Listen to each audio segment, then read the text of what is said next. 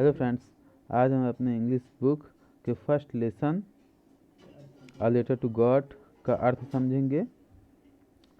तो स्टार्ट करते हैं। The house, the house, house means घर। दी हाउस का मतलब है, दी का प्रयोग जब किया जाता है किसी नाउन के पहले तो इसका मतलब होता है कि वो कोई विशेष हाउस है, और ये हाइफन लगा करके इस विशेष हाउस का को यहाँ आगे डिस्क्राइब किया जा रहा है, इसका वर्णन किया जा रहा है। हाइफन लगा करके हम पीछे कही गई बात का आगे वर्णन करते हैं, तो हाइफन का प्रयोग है। The only one in the entire valley, तो ये जो हाउस है इसकी विशेषता यहाँ आगे बताई जा रही है कि the only one in the entire valley. Entire means पूरे वैली मीन्स घाटी में, दो पहाड़ों के बीच जो समतल होता है ढलानदार, उसी को घाटी कहते हैं। तो ये पहाड़ी इलाके में स्थित एक घर है, तो इसीलिए यहाँ दी लगाया गया है, वो विशेष घर है। The only one in the entire valley, only one means इस घर की कई विशेषताएं बताई जा रही हैं। पहला तो ये पूरी घाटी में एकमात्र घर है, और दूसरा ये घाटी में स्थित है, और sat on the crest of a low hill, ये घाटी में एक छोटी सी, आगे फिर हाइफन है, यानी कि वैली में किस तरह से वो घर स्थित है वो बताया गया है। Sat on the crest of a low hill, sat sit का सेकंड फॉर्म है, तो सीट माने स्थित है, सीट माने बैठना, लेकिन यहाँ स्थित है से तात्पर्य है। Seat on the crest of a low hill, तो ये जो हाउस है ये एक घाटी में स्थित छोटी सी पहाड़ी, लो हिल में छोटी सी पहाड़ी के क्रेस्ट माने चोटी पर स्थित है, पीक पर स्थित है। तो पूरे सेंटेंस का अर्थ है कि the house, the only one in the entire valley set on the crest of a low hill, means there was a house which was situated on the crest of a low hill in a valley। एक valley में, एक घाटी में एक छोटी सी पहाड़ी के चोटी पर एक घर स्थित था ना, उसी घर की आगे बात होगी। फ्रॉम दिस हाइट, ये घर जिस पहाड़ी पर स्थित था उस पहाड़ी की ऊंचाई से, यानी यदि कोई व्यक्ति उस ऊंचाई तक जाता, या हम कह सकते हैं कि उस घर से वन कुड सी, उस घर से one could see the river, कोई भी व्यक्ति, वन मीन्स कोई भी व्यक्ति जो वहाँ होता जाता रहता, वो क्या करता, वो क्या देख सकता था, कुड सी देख सकता था। कुड मीन्स कैन का पास्ट है, सामर्थ्य बताने के लिए। वहाँ से किसी भी व्यक्ति को ये सामर्थ्य प्राप्त हो जाती कि वो देख सकता था क्या, द रिवर नदी, and the field of ripe corn, और राइप कॉर्न मीन्स पके हुए अनाज की फसल को वहाँ से देख सकता था कोई भी व्यक्ति जो उस ऊंचाई तक पहुँचता, उस घर की ऊंचाई तक या उस घर से। डॉटेड विद द फ्लावर्स, और वो भी कैसे फसलों को देखता, डॉटेड विद द फ्लावर्स, जिसमें कि डॉट की तरह फूल लगे हुए थे। That always promised a good harvest, और ये जो डॉट की तरह फूल लगे हुए थे, ये फूल इस बात की ओर प्रॉमिस कर रहे थे, ये वादा कर रहे थे या प्रॉमिस कर रहे थे। कभी कभी शब्दों का सीधा अर्थ एकदम नहीं लिया जाता है, उनका सांकेतिक अर्थ लिया जाता है, भावार्थ लिया जाता है। तो प्रॉमिस मीन्स वादा करना, लेकिन यहाँ प्रॉमिस का मतलब है कि जो इस तरफ संकेत करते थे। A good harvest, harvest means फसल की।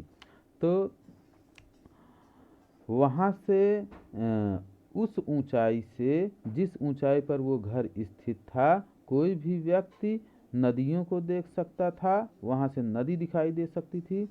राइप कॉर्न मीन्स पके हुए अनाज के खेत दिख सकते थे जिसमें कि फूल लगे हुए थे, जो एक अच्छी फसल की ओर संकेत कर रहे थे कि फसल अच्छी होने वाली है। The only thing the earth needed was a downpour, the only thing एकमात्र चीज, ओनली थिंग मीन्स एकमात्र चीज, द अर्थ नीडेड जिसकी कि पृथ्वी को जरूरत थी, यानी जमीन को जरूरत थी, यानी कि उस फसल को जरूरत थी। यहाँ फसल से तात्पर्य है, अर्थ नीडेड मीन्स जिस खेत में वो फसल बोई गई थी उस जमीन को, अर्थ का मतलब जमीन से है, यहाँ पर पृथ्वी होता है, नीडेड सांकेतिक अर्थ लिया जा रहा है, नीडेड उसे किस चीज़ की ज़रूरत थी, वॉज अ डाउनपोर, उसे ज़रूरत थी एक भारी वर्षा, डाउनपोर मीन्स भारी वर्षा की ज़रूरत थी, और एटलीस्ट या तो फिर एटलीस्ट कम से कम, एटलीस्ट मीन्स कम से कम अ शावर, एक बारिश की बौछार आ जाती हल्की फुल्की, तो भी फसल को पकने के लिए पर्याप्त पानी मिल जाता, फसल अच्छे से हो जाती। तो इस तरह से फसल एकदम तैयार थी, लेकिन उसको पकने में जिस चीज़ की अभी कमी थी वो थी थोड़े से पानी की, अर्थात थोड़ा सा अगर पानी हो जाता तो भरपूर फसल हो जाती। Through out the morning, through out the morning means सुबह से ही, लैंको, लैंको यहाँ लंचो है, लेकिन लैंको भी कह सकते हैं हम इन्हें, इसे जैसे कॉलेरा में CHOLE अरे कॉलेरा होता है, वहाँ CHO से को पढ़ा जाता है, तो हम लंचो भी कह सकते हैं, लैंको भी कह सकते हैं, जो जैसा उच्चारण करे। क्योंकि मैं हमेशा लैंको कहता आया हूँ तो मैं लैंको ही कहना पसंद करूँगा। थ्रू आउट दी मॉर्निंग, सुबह से ही लैंको, लैंको नाम का जो व्यक्ति था, who knew his fields intimately, who knew his fields intimately, Lanco की यहाँ देखो हाइफन मार के विशेष उसका वर्णन किया जा रहा है कि वो किस प्रकार का आदमी था, which type of man Lanco was, तो वो कैसा आदमी था, he was a man who knew his fields intimately, वो एक ऐसा आदमी था, हु न्यू जो जानता था, नो का सेकंड फॉर्म, नो मीन्स जानना, न्यू माने जानता था, वो जानता था, क्या जानता था, हिज फील्ड्स इंटीमेटली, वो अपने खेतों को इंटीमेटली मीन्स अंतरंगता से, अर्थात बहुत गंभीरता से, बहुत गहराई से जानता था। एक किसान अपने खेत को बहुत गहराई से, एक किसान ही अपने खेत को जान सकता है, तो लैंको एक किसान था और वो अपने खेतों को बहुत गहराई से जानता था, अर्थात उसे ये बात अच्छी तरह से पता थी कि उसके खेत को किस चीज़ की खाद की ज़रूरत है, पानी की ज़रूरत है, पेस्टिसाइड्स की ज़रूरत है, किस चीज़ की ज़रूरत है, तो वो इस चीज़ को अच्छी तरह से जानता था। और उसने क्या किया, फिर उसका जानता था तो उसका आगे वर्णन किया जा रहा है, हाइफन मार के डिस्क्राइब किया जा रहा है पिछले सेंटेंस को, हैड डन नथिंग, तो ऐसा व्यक्ति लैंको जो अपने खेतों को अच्छी तरह से जानता था, हैड डन नथिंग, उसने कुछ नहीं किया था। क्यों नहीं किया था, क्योंकि वो अपने खेतों को अच्छी तरह से जानता था, उसकी ज़रूरत को अच्छी तरह से जानता था। एल्स बट, बल्कि उसने क्या किया था, बट सी द स्काई, बावजूद इसके कुछ करने के, एल्स माने दूसरा किसी काम को करने के बाद बजाय उसने क्या किया था, सी द स्काई, उसने केवल आसमान को देखा था, सी द स्काई, आसमान को देखा था, और वो भी किस आसमान को, towards the north east, towards the north east means, towards माने की ओर, द नॉर्थ ईस्ट मीन्स पूरब की ओर के आसमान को ही उसने सुबह से देखा था, और उसने कोई एल्स माने कोई भी दूसरा कार्य नहीं किया था। क्यों, क्योंकि because he new his fields intimately and he well knew that his field needed water, वो अपने खेतों को अच्छी तरह से जानता था, और वो ये भी अच्छी तरह से जानता था कि उसके खेतों को पानी की ज़रूरत है, और इसी कारण, इसी चिंता में वो, और इस आशा में कि कहीं से पानी बरस जाए और उसके खेतों को पानी मिल जाए जिससे भरपूर फसल हो पाए, इसलिए उसने सुबह से अभी तक कोई दूसरा कार्य नहीं किया था, बस पानी की आशा में, बरसात की आशा में, जो कि उसके खेतों की ज़रूरत थी, सुबह से बैठ करके उसने केवल और केवल उत्तर पूर्व के आकाश को देखा था, जिससे कि उसे आशा थी कि पानी बादल आएंगे और पानी बरसेगा। Now we are really going to get some water women, और तभी अगला पैराग्राफ है, पैराग्राफ चेंज हम तब करते हैं जब किसी एक बिंदु पर हम जो है अपने विचार व्यक्त कर चुके होते हैं और किसी दूसरे बिंदु पर विचार व्यक्त करना चाहते हैं, तो हम नए पैराग्राफ का उपयोग करते हैं। तो पहले इस पैराग्राफ में हम एक घर के बारे में बताया गया, उसमें रहने वाले व्यक्ति के बारे में बताया गया कि वो एक किसान था, घर कहाँ स्थित था वो बताया गया, और उस व्यक्ति की चिंता के बारे में बताया गया, कुछ वर्णन किया गया खेतों का और उसका।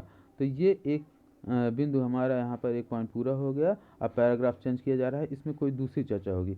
हर एक बिंदु की चर्चा के लिए एक नए पैराग्राफ का प्रयोग किया जाता है। तो यहाँ जो है अब देखते हैं किस टॉपिक पर, टॉपिक चेंज हो रहा है तो पैराग्राफ बदला जा रहा है। नाउ अब we are really going to get some water woman, ये डबल इन्वर्टेड कॉमा इस चीज़ के संकेत हैं कि जो है कुछ ना कुछ कोई व्यक्ति कह रहा है। जब किसी की बात किसी की कही गई बात को सेम टू सेम रखना हो तो डबल इन्वर्टेड कॉमा का प्रयोग किया जाता है। तो यहाँ कोई व्यक्ति कह रहा है और वो क्या कह रहा है, नाउ अब, we are really going to get some water, we are really going to get some water, हम रियली मीन्स वास्तव में यानी कि सचमुच में गोइंग टू गेट मीन्स प्राप्त करने जा रहे हैं, सम वाटर कुछ पानी प्राप्त करने जा रहे हैं। ये तो इसका शाब्दिक अर्थ है, लेकिन इसका भावार्थ क्या है कि निश्चित ही अब कुछ पानी बरसने वाला है। वुमेन ऐसा कहते हुए उसने एक महिला से कहा, उस व्यक्ति ने, अर्थात किसी व्यक्ति ने एक महिला से कहा कि अब निश्चित ही पानी बरसने वाला है। दी वुमेन वो महिला जिससे उसने बात की, देखिए चूंकि यहाँ दी वुमेन लग रहा है मीन्स वो विशेष महिला। अब ये क्यों हो गई, क्योंकि एक बार इसके बारे में हम जान चुके हैं कि उससे किसी ने कोई बात कही है। जिस भी वस्तु का एक बार पहले वर्णन हो चुका हो, दोबारा हम चूंकि उससे परिचित हो चुके होते हैं तो सदैव उसके साथ दी का प्रयोग करेंगे। हम यह करते हैं ऐसी चीज़ों के लिए दी का प्रयोग करते हैं जिसे हम पहले से जानते हो। तो हमने पहले जान लिया है कि एक महिला थी जिससे कि उस व्यक्ति ने कुछ कहा था। दी वुमन वो महिला, हु वॉज प्रिपेयरिंग सपर, वो महिला, ये यहाँ पे जो है हु वॉज प्रिपेयरिंग सपर, महिला की विशेषता ये जो है यहाँ क्लास का प्रयोग किया गया है, एडजेक्टिवल क्लास। उस महिला की विशेषता ये है कि वो सपर बना रही थी, सपर मीन्स सांझ का भोजन बना रही थी। ये रिलेटिव प्रोनाउन से शुरू होने वाला ये एडजेक्टिवल क्लास है। क्लास जो है जो कि उस महिला की विशेषता बता रहा है। महिला की विशेषता क्या है कि वो शाम का सफर बना रही थी, यानी कि सांझ का भोजन बना रही थी। उस महिला ने क्या किया, उस महिला ने रिप्लाइड मीन्स उत्तर दिया। क्या उत्तर दिया, यस, हाँ, गॉड विलिंग, जैसे ईश्वर की इच्छा, जैसे ईश्वर की इच्छा। तो दी ओल्डर बॉयज, जो बड़े बच्चे थे, वे are working in the field, वो खेत में काम कर रहे थे। बड़े बच्चे खेत में काम कर रहे थे। वाइल, जबकि द स्मॉलर वंस, जो छोटे बच्चे थे, वे are playing near the house, वो घर के बगल खेल रहे थे। Until the women call to them all, तब तक जब तक कि उस महिला ने उन सबको, कॉल्ड टू देम ऑल, उन सबको बुला नहीं लिया। अर्थात कुछ बड़े बच्चे थे जो खेतों में काम कर रहे थे, there were some older boys who were working in the field and some smaller ones, छोटे बच्चे कुछ थे जो कि जो है प्लेइंग नियर द हाउस, उसी घर के बगल जिसका हमने ऊपर वर्णन किया वहाँ खेल रहे थे। और वो तब तक अपना काम कर रहे थे जब तक कि उस महिला ने जो है उन सबको बुलाया नहीं। यहाँ एक ग्रामर का रूल आपको मैं बताना चाहूँगा, दी ओल्डर बॉयज़ और दी स्मॉलर वंस। तो जब भी नाउन के बाद एडजेक्टिव के बाद कोई नाउन आता है तो हम उसके पहले ए, एन या दी का जरूर प्रयोग करते हैं। तो इसीलिए यहाँ पर दी, यहाँ ओल्डर जो है आपका एडजेक्टिव है और बॉयज़ जो है वो नाउन है। और एक रूल और है कि नाउन के पहले जो है हमेशा जो शब्द होते हैं वो एडजेक्टिव ही होते हैं, ध्यान रखिए। तो वंस वे आर प्लेइंग, अच्छा ये सेंटेंस हमारा कंप्लीट हुआ। तो उस महिला ने उन बड़े बच्चों कुछ बड़े बच्चे थे जो कि खेतों में काम कर रहे थे और कुछ छोटे बच्चे थे जो घर के बगल खेल रहे थे, और वो ये काम तब तक कर रहे थे जब तक कि उस महिला, अंटिल मीन्स तब तक जब तक कि दी वुमेन, अंटिल मीन्स तब तक जब तक कि दी वुमेन कॉल देम ऑल, उन सबको बुला नहीं लिया।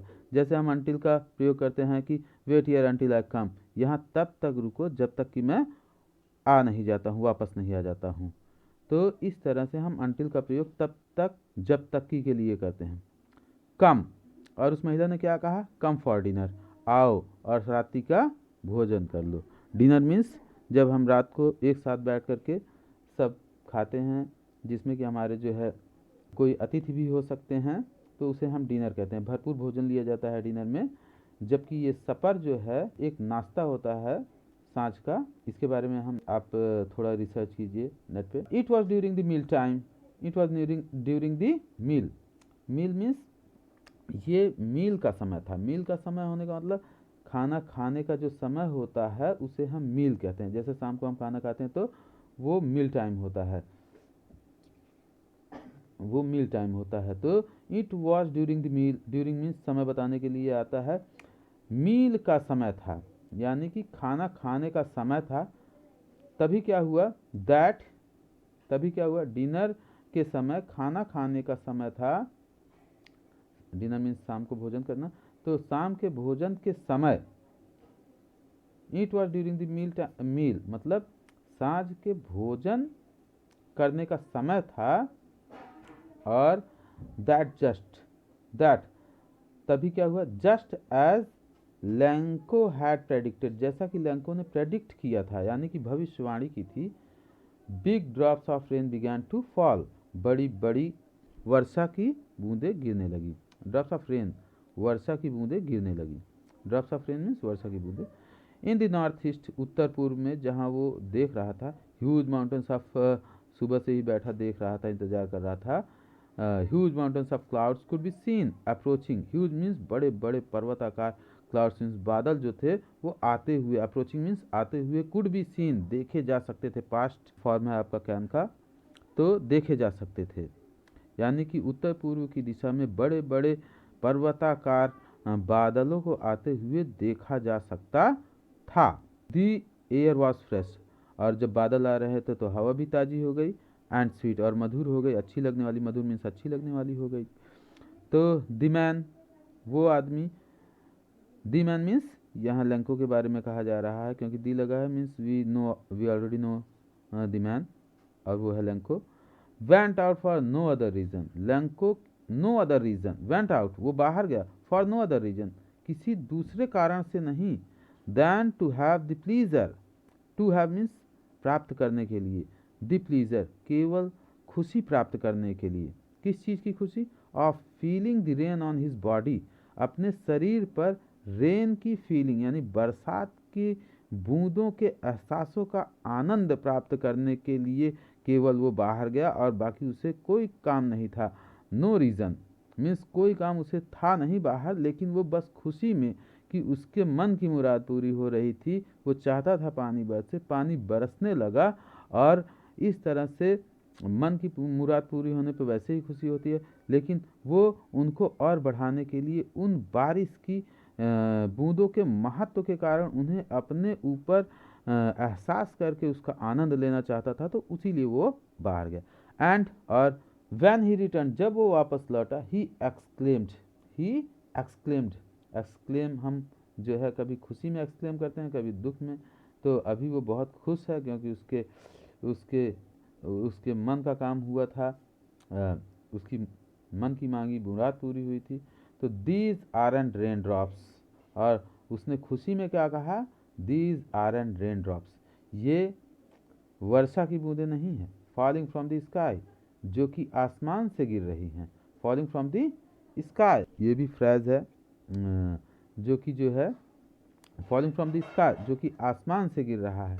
दे आर न्यू कॉइन्स, ये नए सिक्के हैं। उसने कहा खुशी में कि ये बारिश की बूंदें नहीं है। उसके महत्व को देखते हुए वो कह रहा था कि ये बारिश की बूंदें नहीं हैं बल्कि नए सिक्के हैं, क्योंकि वो जानता था कि ये जो बरसात हो रही है वो फसल को इतना ज़्यादा लाभ पहुंचाएगी जिससे कि भविष्य में वो उन्हें बेचकर नए सिक्के प्राप्त कर सकता था। इसलिए उसने कहा ये बरसात की बूंदें नहीं बल्कि नए सिक्के बरस रहे हैं, धन बरस रहा है। The big drops of are 10 cent, उसने कहा द बिग ड्रॉप, ये जो बड़े ड्रॉप्स हैं, बूंदें हैं, वो 10 सेंट के हैं। पीसेस 10 सेंट के टुकड़े हैं। And the little ones are 5, little ones are 5, और छोटे वाले जो हैं वो 5 सेंट के टुकड़े हैं। क्यों क्यों ऐसा उसने कहा? क्योंकि वो जानता था, यहाँ कहने का तात्पर्य ये है कि जितना ज़्यादा बारिश होगी, बड़े ड्रॉप्स होंगे, उतना ज़्यादा फ़ायदा होगा और जितने छोटे ड्रॉप्स होंगे, जितना कम बारिश होगी उतना कम फायदा होगा, ये इसका अर्थ है। With A satisfied expression, with a satisfied expression, expression means भाव, सेटिस्फाइड मीन्स उसका भाव, चूँकि जो है एक नाउन है, नाउन के पहले हमेशा जो शब्द आता है वो एडजेक्टिव होता है, तो यहाँ सेटिस्फाइड एक एडजेक्टिव है। सेटिस्फाई क्रिया भी होती है, जैसे nobody can satisfy you, nobody can satisfy, तुम्हें कोई संतुष्ट नहीं कर सकता है। तो ये वर्ड जो है सेटिस्फाई एक क्रिया है और नाउन के पहले आ रहा है, तो नाउन के पहले आएगा तो एडजेक्टिव होगा, तो क्रियाओं को उनके थर्ड फॉर्म के रूप में हम एडजेक्टिव के रूप में प्रयोग कर सकते हैं। अर्थात कोई भी क्रिया अपने थर्ड फॉर्म में एक एडजेक्टिव का काम करती है, ये ग्रामर है। With a satisfied expression means बड़े ही संतोषजनक भाव के साथ ही regarded the field, regard means देखना, रिगार्डेड मीन्स देखा, past indefinite tense, the field उसने खेत को देखा। किसने? लेंको ने। ही बता रहा है, ही जो है प्रोनाउन बता रहा है, पुरुष के लिए आया है, तो यहाँ पुरुष कौन है? पुरुष है Lanco. Of ripe corn, of ripe corn, तो उसने ही regarded the field of ripe corn, ये मेन सेंटेंस है आपका। और विथ अ सेटिस्फाइड एक्सप्रेशन, ये आपका जो है आपका फ्रेज है, phrase with a satisfied expression, जो कि एडवर्ब का एडवर्बियल फ्रेज है, जो कि पूरे सेंटेंस को मॉडिफाई कर रहा है। ही रिगार्डेड द फील्ड, उसने, ये क्रिया की ओर संकेत कर रहा है कि कैसे देखा उसने, विथ अ सेटिस्फाइड एक्सप्रेशन, संतोषजनक भाव से उसने जो है खेत को देखा। किस खेत को? ऑफ राइप कॉर्न, पके हुए फसल के खेत को देखा। विथ इट्स फ्लावर्स, जिसमें कि फूल भी लगे हुए थे। ड्रैप्ड इन अ कर्टन, जो कर्टन मीन्स जलधारा में, ड्रैप्ड मीन्स भीगा हुआ था, ऑफ रेन वर्षा के।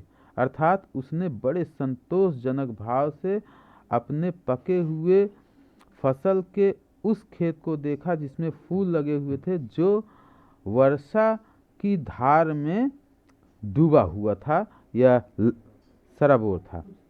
ड्रैप्ड मीन्स भीगा हुआ था। बट लेकिन, सडनली एकाएक, लेकिन एकाएक क्या हुआ? A strong wind began to blow, a strong wind, एक स्ट्रांग मीन्स शक्तिशाली, विंड मीन्स हवा, बहती हुई हवा को हम विंड कहते हैं, और रुकी हुई हवा को हम एयर कहते हैं। तो यहाँ विंड का प्रयोग है, तो आ स्ट्रांग विंड, एक बहुत तेज हवा जो थी, बिगैन टू ब्लो, बिगिन माने शुरू होना, बिगैन मीन्स शुरू हुई, टू ब्लो मीन्स बहना, ब्लो यहाँ इन्फिनिटिव है, टू का प्रयोग किया गया है, ब्लो मीन्स बहना, और वो बहने लगी मीन्स तभी एकाएक क्या हुआ? एक स्ट्रांग विंड, तेज हवा जो थी वो बिगैन टू ब्लो, बहने लगी। And along with the rain, और along with the rain, along means साथ साथ, जब हम किसी चीज़ के साथ साथ पैरेलल चलते हैं तो अलॉन्ग, और साथ साथ विद द रेन, हवा के साथ साथ क्या हुआ? वेरी लार्ज हेल स्टोन्स, बहुत बड़े हेल स्टोन्स मीन्स ओले, बर्फ के गोले, बिगैन टू फॉल, बिगिन माने शुरू होना, बिगैन मीन्स शुरू हुए, टू फॉल मीन्स गिरने शुरू हो गए। तो अगर इस सेंटेंस में हम देखें तो हम देखेंगे कि यहाँ कई क्रियाएं आ रही हैं। अगर हम देखें तो हम देखेंगे कि यहाँ कई क्रियाएं आ रही हैं। जैसे एक क्रिया ये है बिगैन, बिगिन, जो कि मुख्य क्रिया है, जो कि मुख्य क्रिया है, और ब्लो माने बहना, ये भी क्रिया है लेकिन टू के साथ आ रहा है, और with rain very hailstone, fall गिरना, ये भी एक क्रिया है। लेकिन जब किसी एक सेंटेंस में कई क्रियाएं एक साथ आ रही हों तो उसमें एक ही क्रिया मुख्य क्रिया होती है, और यहाँ हमारी मुख्य क्रिया है बिगैन। बाकी जो क्रियाएं होती हैं वो तो या तो फिर जीरंड या तो फिर इन्फिनिटिव बना करके उन्हें या तो एडजेक्टिव, एडवर्ब या नाउन के रूप में प्रयोग किया जाता है। तो ये तो ग्रामर के हिसाब से, बाकी समझने के लिए, एक से अधिक क्रिया अगर किसी सेंटेंस में आ रही हो तो एक क्रिया मेन होगी, बाकी जो क्रियाएं होंगी वो इन्फिनिटिव होंगी, और इसका मतलब ये है कि एक क्रिया हो रही है, बाकी क्रियाओं की केवल बात हो रही है, वो क्रियाएं हो नहीं रही हैं, क्योंकि एक बार में केवल एक ही काम मनुष्य कर सकता है। तो इस तरह से बाकी क्रियाएं जो है केवल उनकी चर्चा होती है, और जब क्रियाएं नहीं होती हैं, उनकी केवल उनके बारे में बात होती है, चर्चा होती है, तो हम उन्हें इन्फिनिटिव या जीरंड बना करके एक ही सेंटेंस में प्रयोग करते हैं, जो कि एडजेक्टिव या एडवर्ब का काम करते हैं। तो इस सेंटेंस में हमारी जो मुख्य क्रिया है वो बिगिन है, शुरू होना है, और बाकी ये ब्लो और फॉल यहाँ केवल उनकी बात हो रही है, क्रियाएं घटित नहीं हो रही हैं।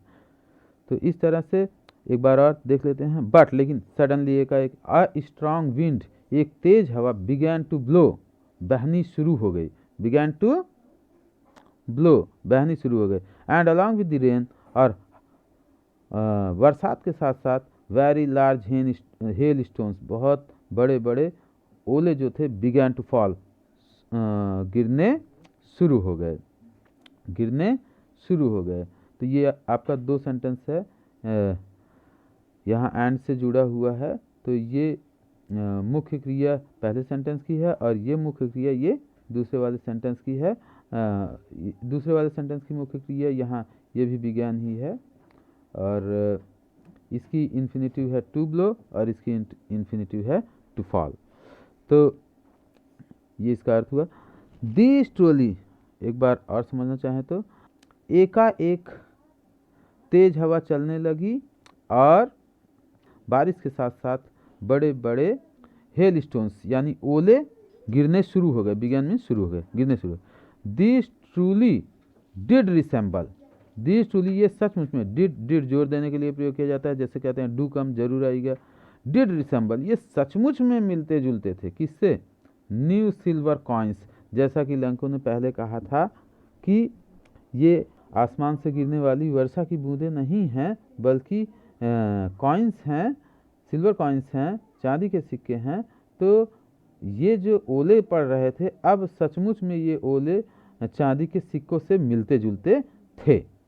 दी बॉयज़, दी बॉयज़, यहाँ पर दी लगा है तो फिर बॉयज़ आ रहा है, अर्थात हम इन बॉयज़ को जानते हैं, हमने ऊपर पढ़ा भी है कि older one and younger one. तो ओल्डर वन काम कर रहे थे और यंगर वन जो है वहाँ घर के बगल खेल रहे थे। तो ये वही बच्चे हैं, इसीलिए हम दी लगा रहे हैं। अगर इन बच्चों को हम नहीं जानते तो हम कहते बॉयज़। एक्सपोजिंग, तब हम दी नहीं लगाते हैं। एक्सपोजिंग देमसेल्स, एक्सपोजिंग देमसेल्स, ये बच्चे जो थे, एक्सपोज मीन्स खुला छोड़ना या किसी का रहस्य उजागर करना, लेकिन यहाँ पर जो इसका अर्थ होगा, इसके प्रयोग के अनुसार किसी भी शब्द का किसी सेंटेंस में शाब्दिक अर्थ न लेकर के उसका भावार्थ लिया जाता है। तो कभी कभी शब्द का सीधे अर्थ हम नहीं लेते हैं, उसके भावार्थ को लेते हैं। एक्सपोज का शाब्दिक अर्थ है कि किसी के रहस्य को उजागर करना, लेकिन यहाँ पर exposing themselves, exposing themselves means अपने आप को, देमसेल्स मीन्स खुद को, देमसेल्स मीन्स बच्चे अपने आप को एक्सपोज करते हुए, मीन्स खुला छोड़ते हुए। To the rain, to the rain, बरसात में अपने आप को खुला छोड़ते हुए, अर्थात बरसात से भीगने के बिना डर के उन लोगों ने क्या किया? रैन आउट, बाहर भागे। To collect the frozen pearls, to collect the, to collect, to, देखो ये मेन क्रिया है रैन, ये वो लोग जो कर रहे हैं, और जो क्रिया नहीं कर रहे हैं, कलेक्ट मीन्स इकट्ठा करना, उस जिसके बारे में बात की जा रही है कि वो उनका उद्देश्य था कलेक्ट करना, वो कर नहीं रहे थे, लेकिन उसके बारे में बताया जा रहा है कि कलेक्ट करने का उनका उद्देश्य था। तो ये है हमारा इन्फिनिटिव। दी फ्रोजन पीयर्स, फ्रोजन पीयर्स, तो उन लोगों ने फ्रोजन पीयर्स, यहाँ हेल स्टोन्स हैं, हेल स्टोन्स के लिए दो उपमाओं का प्रयोग किया गया, एक तो सिल्वर कॉइन का और एक फ्रोजन पीयर्स का यहाँ पर। तो फ्रोजन पीयर्स जो है मीन्स ये उन्हीं हेल स्टोन्स के लिए उपयोग किया जा रहा है, क्योंकि वो फ्रोजन मीन्स जमे हुए मोती जैसे चमकते रहते हैं, तो वो थोड़ा सा उसका गुण होने की वजह से यहाँ उन्हें डायरेक्टली ये रूपक अलंकार है, मेटाफर। तो इसमें कहा जा रहा है फ्रोजन पीयर्स, उन फ्रोजन पीयर्स को, यानी कि उन जमे हुए मोतियों को इकट्ठा करने के लिए जो बच्चे थे, उन्होंने जो है अपने आप को बरसात में भीगने के डर से बिल्कुल मुक्त करते हुए, अर्थात बिना भीगने के डर के वो बाहर भाग के गए घर के, ताकि वो frozen PS means in hail stones को कलेक्ट कर पाएँ, ताकि वो कलेक्ट कर पाएँ। तो ये कलेक्शन की बात हो रही है, कलेक्शन की क्रिया नहीं हो रही है। मैंने आपको पहले भी बताया कि जब एक ही सेंटेंस में कई क्रियाएं आ रही हों तो एक ही क्रिया मुख्य होती है, बाकी जो क्रियाएं होती हैं उन्हें या तो जीरेंड या तो इंफिनिटिव बना दिया जाता है, और वो क्रियाएं होती नहीं है, होती एक ही क्रिया है। दौड़ने का उन लोगों ने काम किया, लेकिन ये कलेक्ट करने का काम की बात हो रही है कि किस लिए दौड़े, ताकि वो कलेक्ट कर पाएँ। तो इस तरह से दूसरी क्रियाएं इन्फिनिटिव बना दी जाती हैं। जीरेंड हम यहाँ run out to collect, collect की जगह हम कलेक्टिंग द फ्रोजन भी पीएस भी कह सकते हैं, लेकिन चूंकि वो अटपटा है तो हम यहाँ प्रयोग नहीं करेंगे। काम दोनों एक ही करेंगे, चाहे टू कलेक्ट कहो चाहे कलेक्टिंग दी कलेक्टिंग कहिए।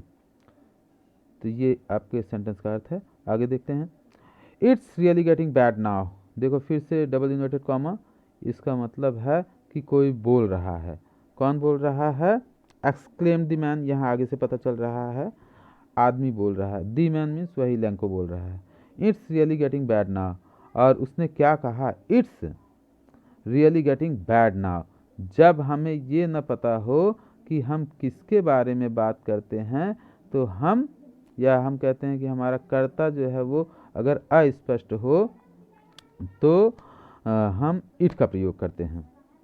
जब हमें पता ना हो कि हमारा कर्ता स्पष्ट ना हो, अब यहाँ पता नहीं चल रहा है कि it's really getting bad now, कोई तो चीज़ है जो कि अब बहुत ख़राब हो रही है, तो वो पता नहीं कौन सी चीज़ है।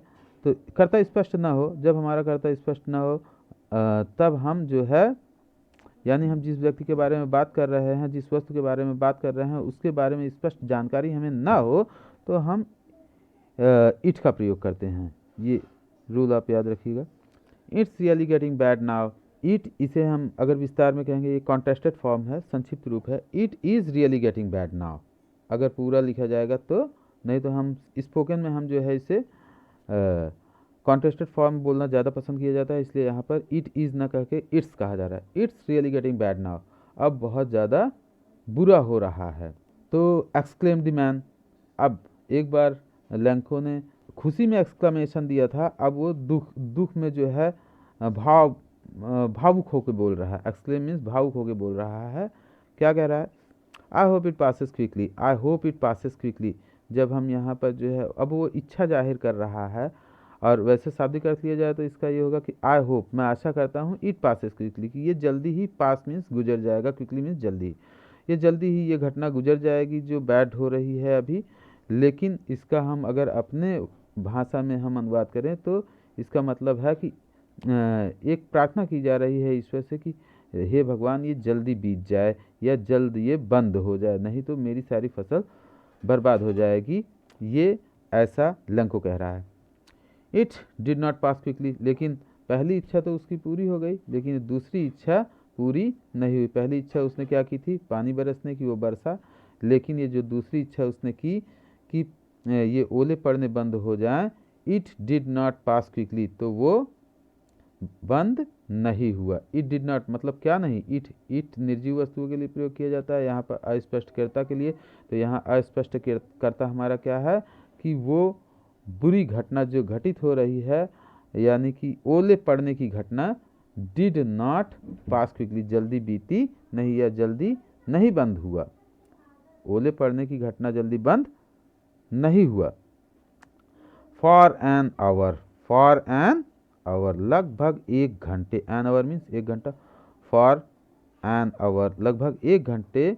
The hail rent, hello means ओले पड़ते रहे, रेंट मीन्स बरसे। दी हेल रेंट ये मुख्य वाक्य है, दी हेल रेंट। बाकी ये उसका जो है फॉर एन आवर लगभग, ये टाइम शोइंग एडवर्बियल फ्रेज है जो कि पूरे सेंटेंस को मॉडिफाई कर रहा है। The hail rained for an hour, लगभग एक घंटे। दी हेल रेंट वर्षा हुई। ऑन दी हाउस, कहाँ कहाँ हुई? ऑन दी हाउस, घर पर हुई, उसके घर पे लैंको के। दी गार्डन, बगीचे में हुई। The hillside, hillside means पहाड़ी पर हुई, दी कॉर्नफील्ड अनाज के खेत में हुई, ऑन दी होल वैली और पूरी पूरी वैली मीन्स घाटी में ये हेल स्टोन्स की बरसात हुई। मीन्स लगभग 1 घंटे तक, for an hour the hail rained on the house, the garden, the hillside, the cornfield on the whole valley. और इस तरह से हेल मीन्स ओलों की बरसात पूरे लगभग घाटी में हुई, उसके घर में भी, उसके फील्ड में भी हुई, हर जगह हुई। द फील्ड वॉज वाइट, और बात का नज़ारा क्या था? The field was white, simple sentence है, केवल सहायक क्रियावाच का प्रयोग किया गया है, कोई मेन वर्ब नहीं है।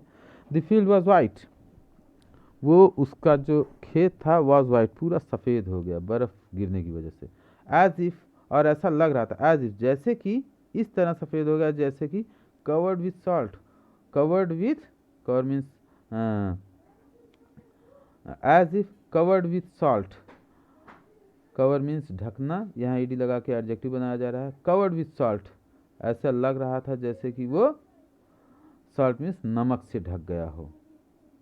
Covered with salt, not a leaf remained, अब देखिए जरा, not a leaf remained, a leaf मतलब एक पत्ती, एक भी पत्ती, रिमेंड मीन्स बची नहीं। यहाँ एक और ग्रामर का रूल मैं आपको बताना चाहूँगा कि नॉट हमेशा काउंटेबल नाउन्स के पहले ए के साथ आता है। अगर कोई काउंटेबल नाउन है तो उसके पहले हम नॉट, अगर उसे निगेटिव बनाना चाहते हैं सेंटेंस को, तो काउंटेबल नाउन के पहले जो है नॉट ए के साथ हमेशा आएगा, नॉट अकेले नहीं आएगा काउंटेबल नाउन के पहले।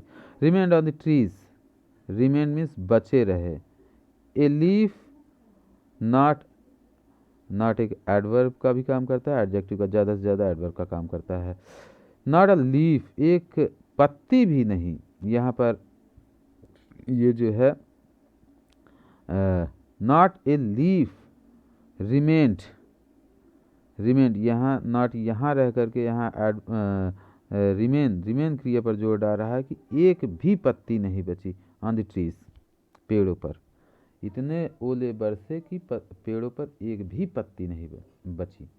The corn was totally destroyed, the corn means जो अनाज था, कॉर्न मीन्स जैसे भुट्टा भी होता है, और कॉर्न मीन्स हर वो दानेदार फसल होती है जिसमें दाने होते हैं, जैसे भुट्टा हो गया, धान हो गया, गेहूँ हो गया। The corn was totally destroyed, और इस प्रकार से पूरा पूरा जो है कॉर्न उसका जो था फसल जो थी वो डिस्ट्रॉय मीन्स नष्ट हो गई। Ruined, we can say also that his cornfield was totally destroyed, उसका जो फसल का खेत था वो पूरा पूरा नष्ट हो चुका था, या उसमें खेत में जो फसल थी वो सब नष्ट हो चुकी थी। The flowers were gone, the flowers were gone, जो फूल लदे हुए थे, the flowers which were indicating that the harvest was good that year, उस साल वो जो फूल जो उसमें लगा हुआ था, लगे हुए थे अनाज के पौधों में, वो जो ये इस बात का संकेत कर रहे थे कि उस वर्ष बहुत अच्छी फसल होने वाली थी, अब वो वेयर गॉन जा चुके थे। फ्रॉम द प्लांट्स, पौधों से, यानी कि सारे फूल झड़ चुके थे। Lencho's soul was filled with sadness, Lencho's, Lencho का जो सोल मीन्स आत्मा थी, was filled with, soul means आत्मा, वॉज फील्ड, फील्ड मीन्स भर चुकी थी, वॉज फील्ड विथ सैडनेस, वो किससे भर गई थी? दुख से भर गई थी। अगर एक यहाँ ग्रामर का रूल और मैं आपको बताना चाहूँगा कि जब भी सहायक क्रिया के साथ क्रिया का थर्ड फॉर्म प्रयोग किया जाए मेन वर्ब का, तो जान जाइए पैसिव वॉइस में है और इसका एजेंट है सैडनेस। तो लैंको सोल, लैंको की जो आत्मा थी वॉज फील्ड विथ सैडनेस, वो किससे भर गई? दुख से भर गई।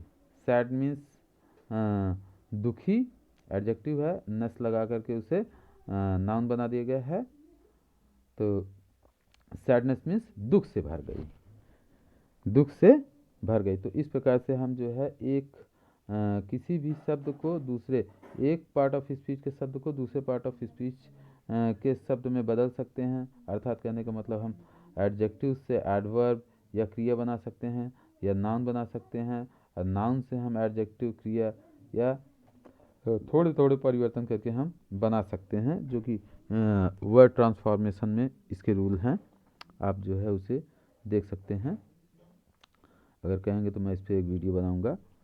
Lanco soul was filled with sadness, Lencho का जो हृदय था वो दुख से भर भर चुका था। वॉज फिल्ड भर गया था, वॉज फिल्ड विथ सैडनेस वो भर गया था। तब क्या हुआ? When the storm had passed, जब स्टॉर्म मीन्स तूफान, हैड पास्ट बीत चुका था। When the storm had passed, जब भी वैन से आपका सेंटेंस शुरू हो और सेंटेंस का पूरा अर्थ ना हो तो वो जान जाइए कि आप जो है वो एडवर्बियल क्लास है और हमेशा जो है कॉमा से उसे मेन सेंटेंस से अलग करना पड़ेगा। जैसे देखो ये मेन सेंटेंस हमारा है, ही स्टूड, वो खड़ा हुआ, in the middle of the field, middle of the field मतलब खेत के बीच में। ये हमारा पूरा पूरा सेंटेंस है, मेन सेंटेंस ये है। ये जो है हमारा सबऑर्डिनेट क्लास है। सबऑर्डिनेट क्लास जब भी आगे आता है तो मेन सेंटेंस से उसे अलग करने के लिए कॉमा का प्रयोग किया जाता है। When the storm had passed, जब तूफान बंद हो चुका था या हो गया तो क्या हुआ? ही स्टूड, ही मीन्स कौन? लैंको। तो प्रोनाउंस को जानने का फ़ायदा ये होता है कि स्टोरी समझने में हमें मदद मिलती है। ही पुरुष के लिए प्रयोग होता है तो यहाँ पुरुष है लैंको।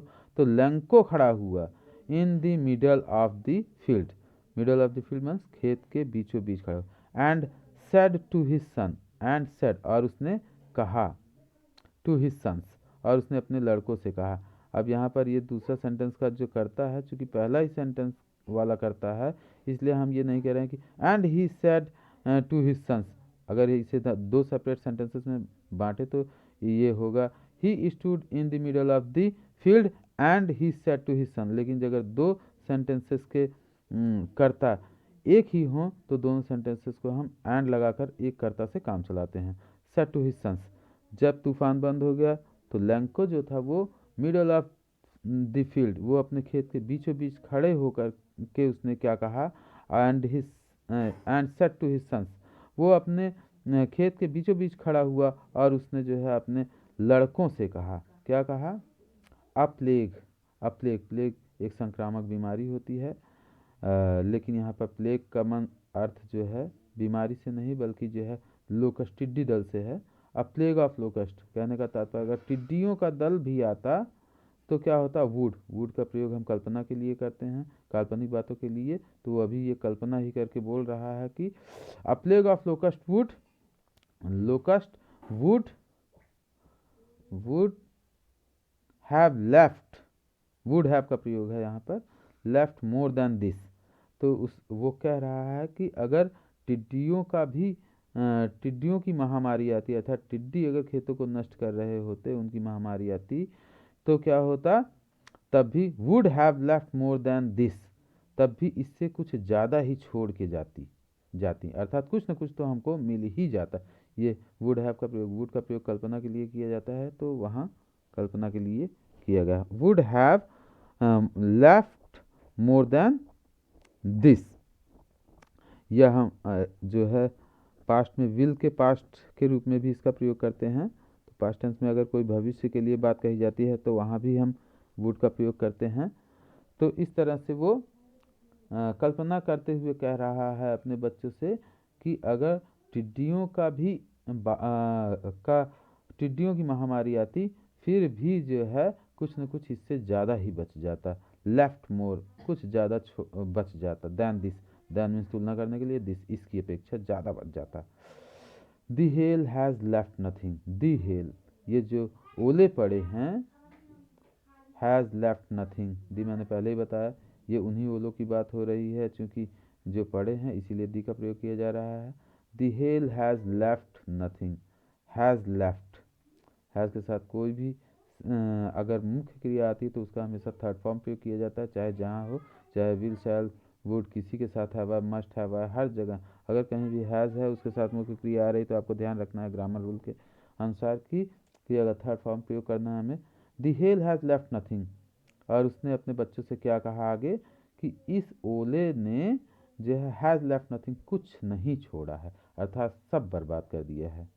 दिस ईयर इस वर्ष we will have no corn, we will have no corn, हमें कोई अनाज नहीं मिलने वाला है।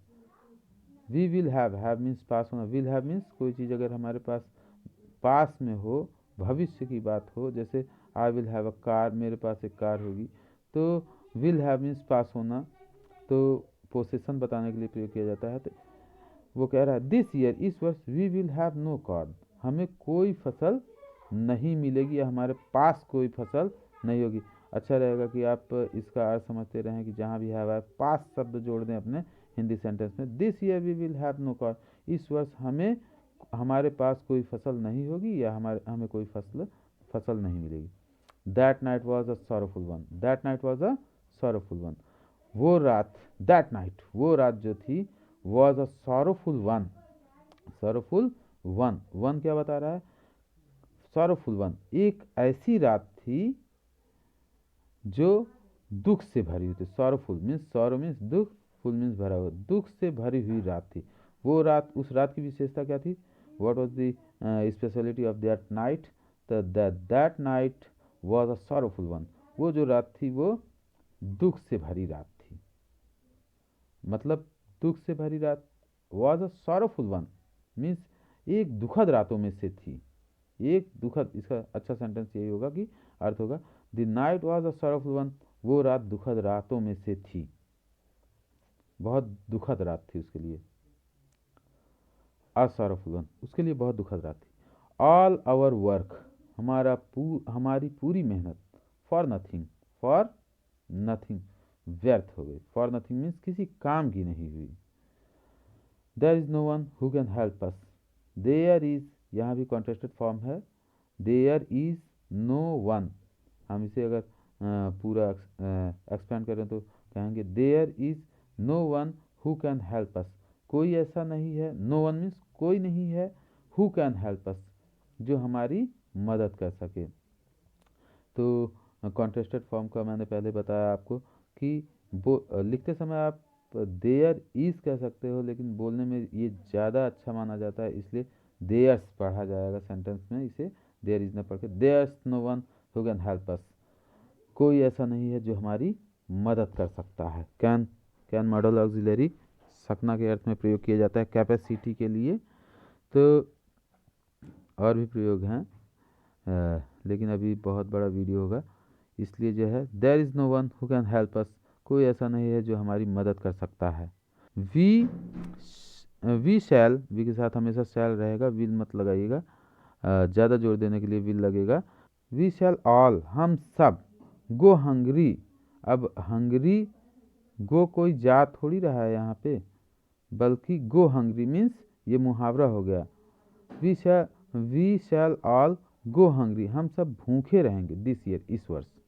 ऑरल comprehension check, oral comprehension, oral means मुँह ज़बानी, कॉम्प्रीहेंशन मीन्स समझने योग्य, चेक मीन्स थोड़ा सा अब ये चेक किया जाएगा कि आपने क्या समझा, थोड़ा मुँह ज़बानी हम समझेंगे। ऑरल कॉम्प्रीहेंशन चेक, तो आपने क्या समझा इतनी देर पढ़ने के बाद। What did Lanco hope for, what did Lanco hope for, तो व्हाट डिड, ये पास्ट इंडेफिनिट टेंस में डिड का प्रयोग किया गया है। व्हाट डिड, यहाँ आपको मैं रूल बताना चाहता हूँ कि अगर आप इंट्रोगेटिव सेंटेंस अगर आपका है तो हमेशा क्वेश्चन वर्ड आ रहा है सेंटेंस में, तो सबसे पहले क्वेश्चन वर्ड रखिए, उसके बाद सहायक क्रिया, और उसके बाद जो है आपका करता रहेगा, बाकी शब्द बाद में।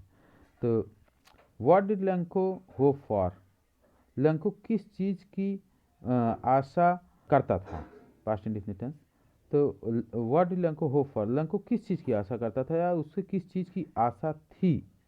तो लैंको होप्ड, जब भी आप आंसर दीजिए तो सहायक क्रिया देख करके, अगर सहायक क्रिया पास्ट इंडेफिनिट टेंस की है तो इसके अफर्मेटिव में चूंकि हम आंसर देंगे तो हम सेकंड फॉर्म का प्रयोग करेंगे क्रिया के हमेशा। तो लैंको होप, होप का होप्ड हो जाएगा, ये जो मुख्य हमारी क्रिया है। Lanco hoped for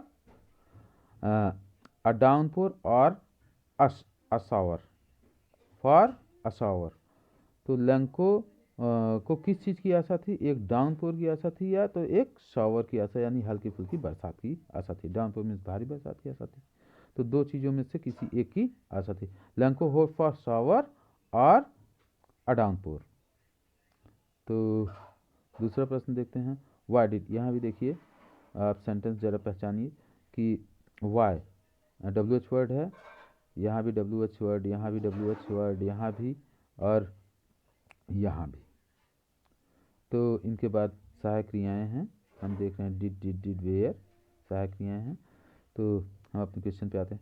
Y did Lencho से पास्ट इंडिफिनिट, लैंको ने क्यों कहा the rain drops were like new coins, कि रेन ड्रॉप्स, वो जो रेन ड्रॉप्स थी, वेयर लाइक न्यू कॉइन्स, वो लाइक माने जैसी थी, उपमा दी जा रही है, न्यू कॉइन्स वो नए सिक्कों जैसी क्यों थी।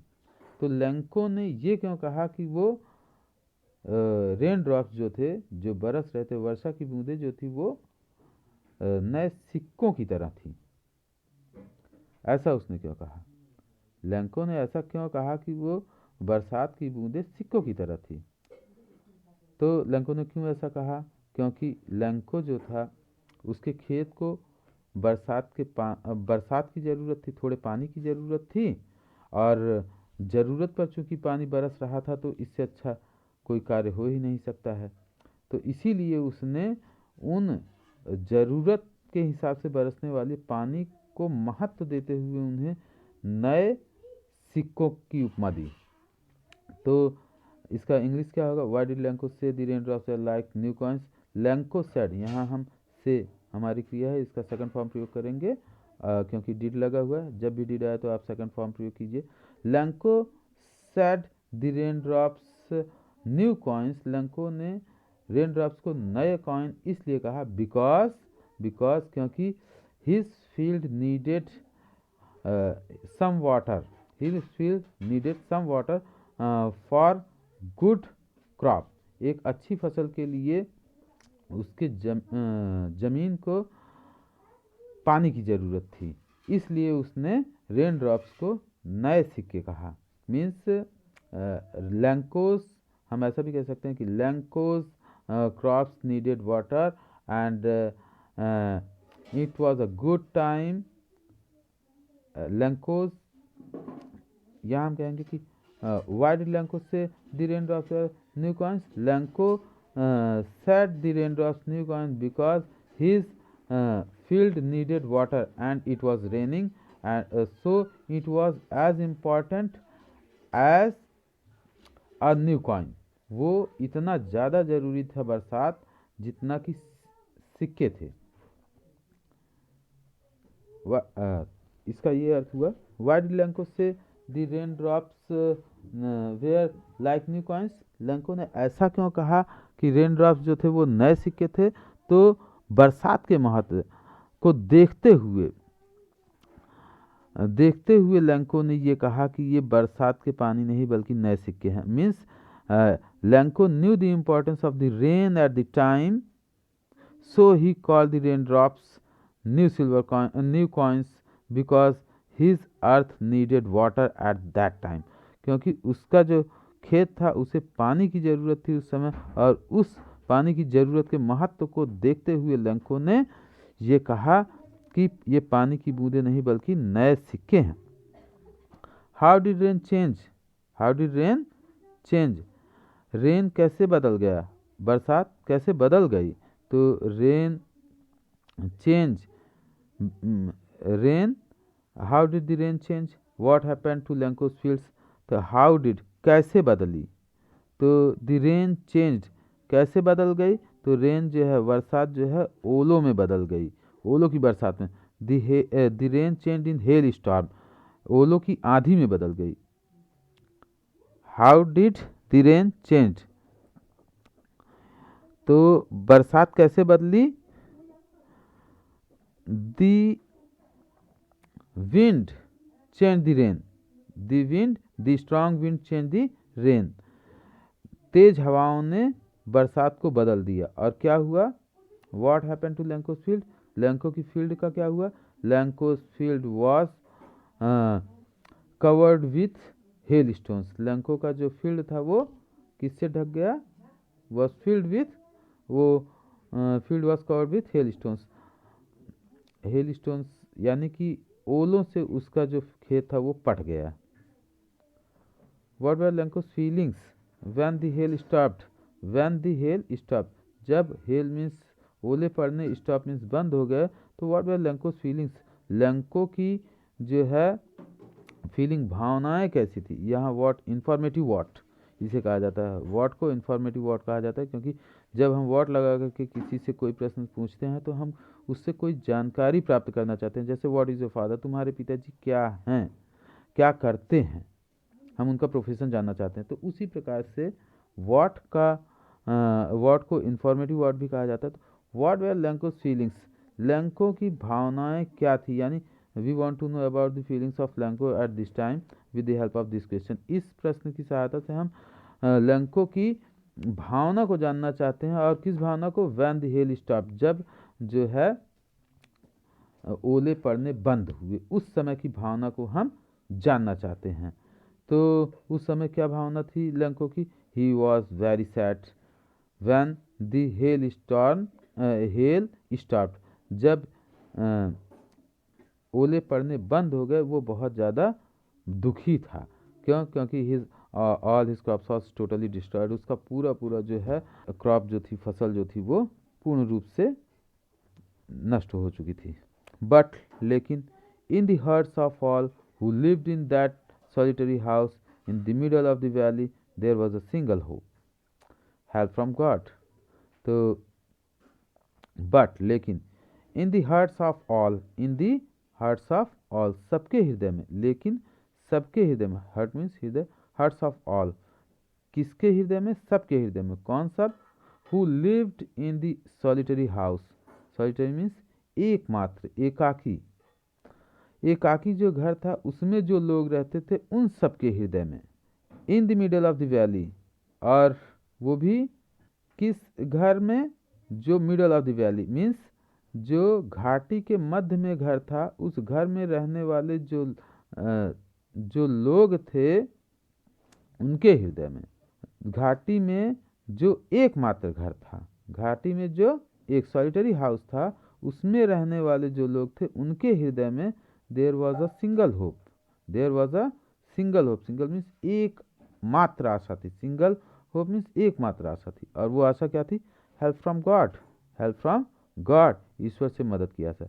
अभी हमने ऊपर देखा था हाइफन पिछले सेंटेंस को डिस्क्राइब करता है, तो यहाँ कॉलन भी वही काम करता है, कॉलन भी जो है लिस्ट देने के लिए प्रयोग किया जाता है, या तो फिर पिछले सेंटेंस को संक्षेप में बताने के लिए प्रयोग किया जाता है कॉलन, तो उसके बारे में कुछ बताने के लिए प्रयोग किया जाता है।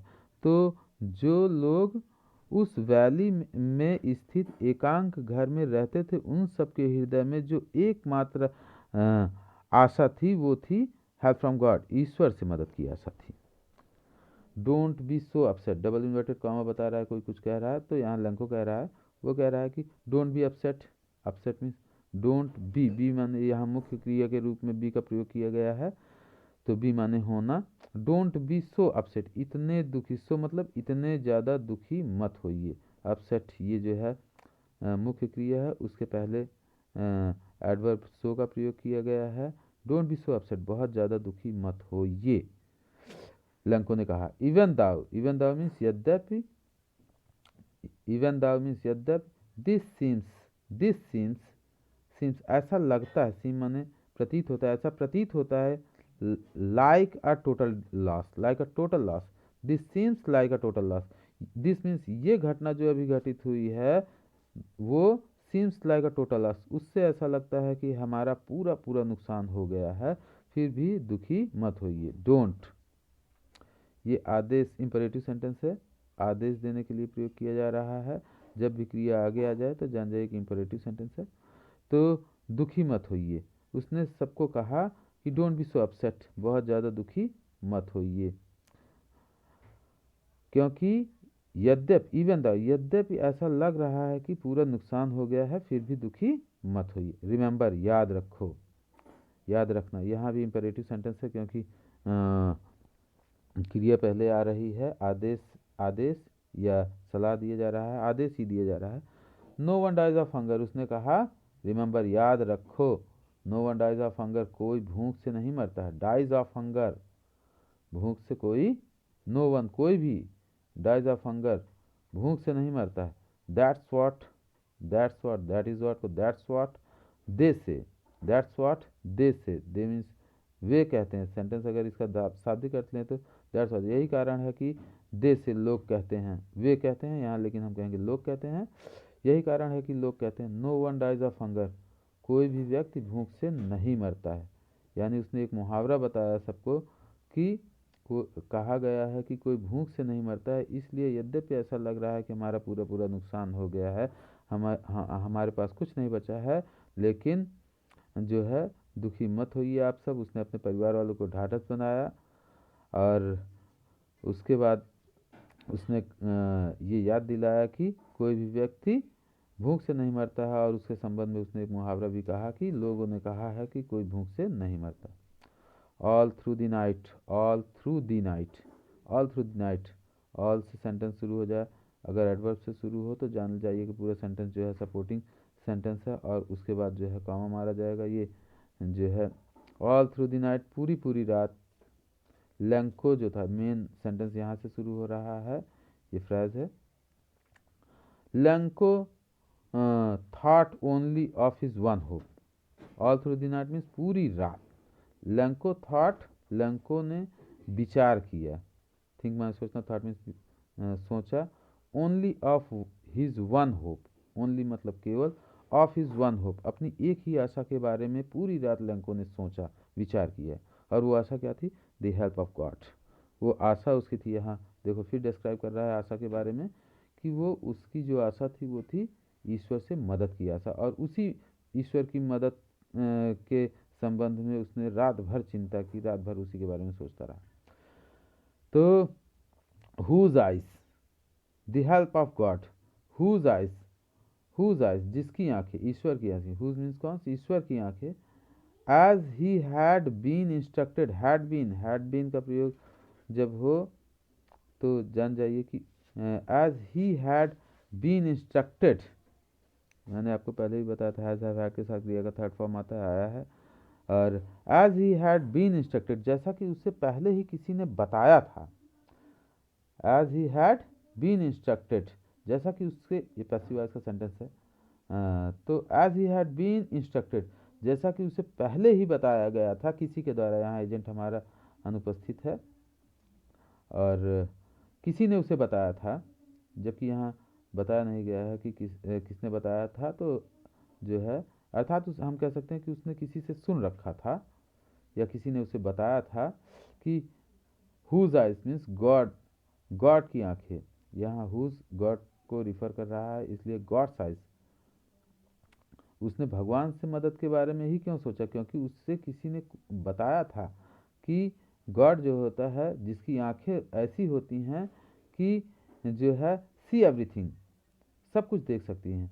Even with his, even what is deep in one's conscience, यहाँ तक कि what is deep in one's conscience, किसी के कॉन्शियस में, चेतना में, अंतरात्मा की गहराई में क्या है वो भी ईश्वर की आंखें देख सकती हैं। ऐसा उसे किसी ने इंस्ट्रक्शन दिया था, तो उसी इंस्ट्रक्शन के कारण उसने जो है भगवान से आशा लगा रखी थी, और उसी आशा के बारे में रात भर उसने सोचा था। रात भर वो उसी ईश्वर से मदद की आशा में के बारे में सोचता रहा, क्योंकि उसे किसी ने बताया था कि भगवान की आंखें जो हैं वो सारी चीज़ें, यहाँ तक वो सारी चीज़ें देख लेती हैं, यहाँ तक कि एक व्यक्ति के चेतना के अंदर, अंतरात्मा में क्या होता है, उसकी अंतरात्मा की गहराई में क्या होता है, वो भी देख लेती हैं। तो रात भर वो ईश्वर से ही मदद की आशा के बारे में सोचता रहा, क्योंकि वो जानता था कि अगर ईश्वर जब सबकी चेतना के अंदर देख सकते हैं तो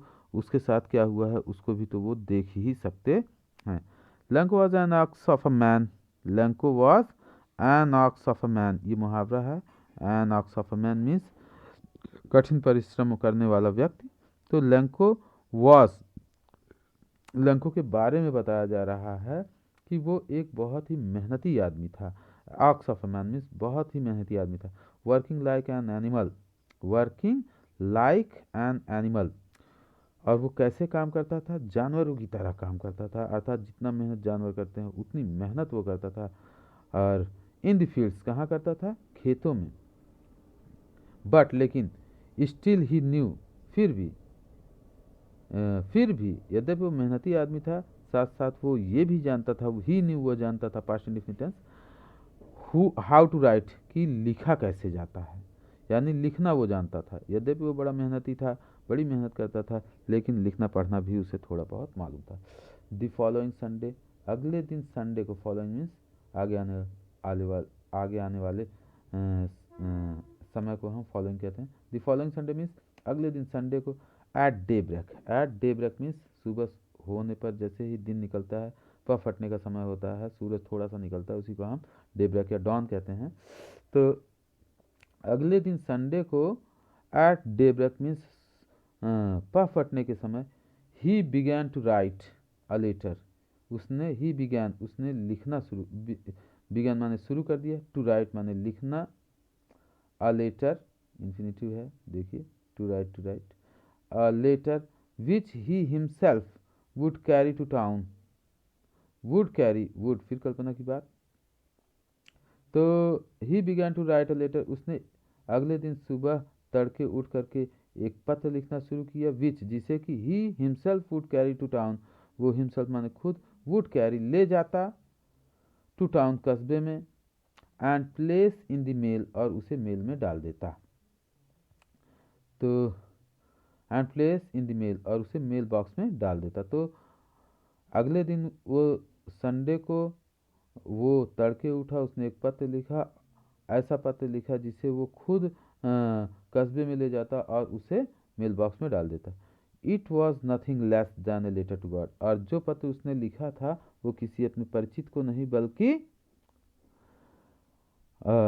ईश्वर को लिखा था, गॉड को लिखा था। नथिंग लेस देन, और कुछ नहीं था, बल्कि a letter to God. Nothing less than, ये स्ट्रक्चर है सेंटेंस का, जो इसका अर्थ हमेशा ऐसे निकलता है कि nothing less than a letter to God, एक ईश्वर को लिखे पत्र के सिवा कुछ नहीं था।